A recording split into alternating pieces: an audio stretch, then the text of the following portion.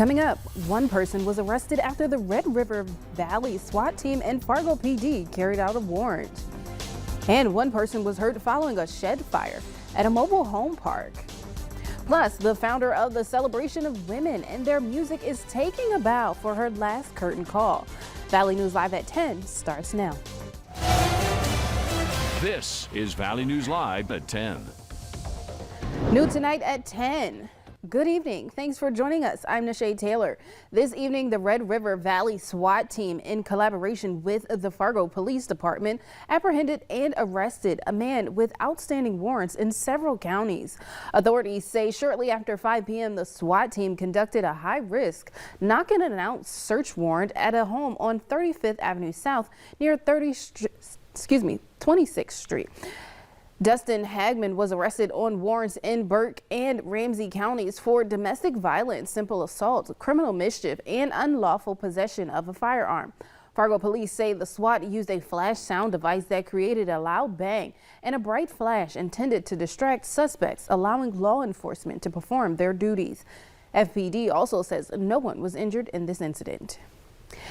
An investigation by the Minnesota Cass County Sheriff's Office has led to 2 arrests in the seizure of controlled substances. On Wednesday, deputies carried out a warrant of a home in Bacchus, Minnesota. Law enforcement seized 10 grams of suspected methamphetamine and 21 doses of clonazepam. Gun rounds were also found and confiscated from the home. Deputies arrested 69-year-old Deb Moss and 32-year-old Jason Daly of Bacchus. Both are awaiting formal charges relating to the possession of controlled substances.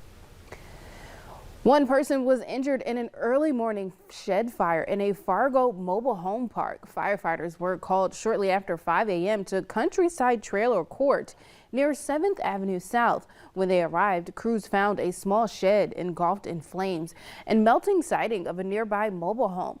The fire was quickly put out and did not spread into that mobile home. One resident suffered burns on multiple parts of his body and was taken into a local hospital. The cause of the fire still remains under investigation. A rollover crash held up traffic on I-94 near the Sabin exit this afternoon. You can see a white pickup that was pulling a trailer and had overturned in the center median of the interstate. Sergeant Jesse Grabo of the Minnesota State Patrol says wind did play a factor in the rollover. He also says no one was hurt. And that wind is expected to stick around for a little bit longer. And a first alert weather day is called for tomorrow. Summer's here now with more on what we can expect. Summer. Thank you so much, Nisha. And yeah, more wind is in the forecast. Unfortunately, as forecasters can't change the forecast, but we want to keep you up to date. We started this morning with bitter cold temperatures below zero, some areas close to 20 below zero, and we've been steadily warming through the day. We're at 26 degrees in Fargo. Check out Jamestown, warming up to 33. Devil's Lake currently at 36 degrees, and the wind has been subsiding. Enjoy it now while it lasts. We have some snow moving into the northern valley in association with a cold front that's pushing in. But with our mild temperatures that we currently have, some of that precipitation is in the form of some freezing rain and wintry mix. Tonight in Fargo, temperatures will continue to rise for a few hours into tomorrow morning before snow and falling temperatures. We have a lot to go over, Nisha, in just a little bit, including snow and wind and travel impacts for First Alert Weather Day. All right. Thank you so much, Summer. Today, Russia's President Vladimir Putin ordered the start of strategic nuclear exercises involving launches of ballistic missiles. The exercises are Moscow's latest show of strength at a time of acute tension with the West over Ukraine. The Belarusian president, who is a close ally of Putin, also took part in military exercises. The trainings follow a huge series of drills by Russia's armed forces in the past 4 months that have included a buildup of troops estimating 150,000 or more that are stationed to the north, east and south of Ukraine. But Russia still denies any plans to attack. Back here in the U.S., more than 100 people stood outside the Minnesota state capitol in freezing temperatures today to show their support for people of Ukraine.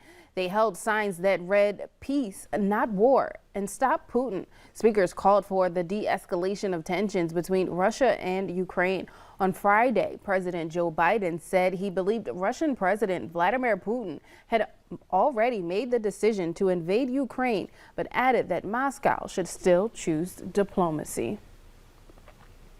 The celebration of women and their music in the Fargo-Moorhead area is commemorating 25 years this weekend, and they are led by founder Deb Jenkins. But Jenkins is now stepping down. Valley News Team's Aaron Walling brings us the story. For 25 years, the celebration of women and their music in the Fargo-Moorhead area have been mentoring and supporting women and their individual talents through art and music. For this group that's doing it right now, it's just been amazing that we've hung in there and done it. But an era is coming to an end as their founder, Deb Jenkins, is having her curtain call after creating the organization in 1998. For me, I feel very accomplished in it. I mean, 25 years, oh my goodness. I mean, 25 years, that people stuck by this whole idea of what we needed to do and supported it.